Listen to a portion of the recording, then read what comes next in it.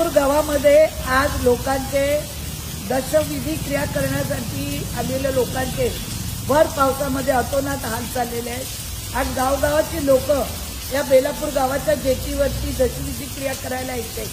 आज तिथे सिडकोनी महानगरपालिकेने संपूर्ण पत्रे लावून त्यांचे रस्ते बंद केलेले। मी तिथे शेडचं काम घेतलं होतं दशविधी क्रिया करायला, त्यांना सुद्धा स्टे आणलेला आहे।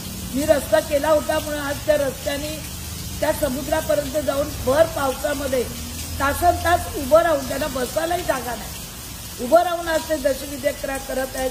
समोरच येणारं एअरपोर्ट आहे, अशा वेळी या बेलापूरच्या ग्रामस्थांचे काय हाल चाललेले आहेत आणि सिडकोचे अधिकारी आणि पालिकेला कोणी तिथे सांगून जाऊन पत्रे लावायला सांगितले आहेत। पहिला मरीना होणार होता, तो मरीना होऊन दिला नाही।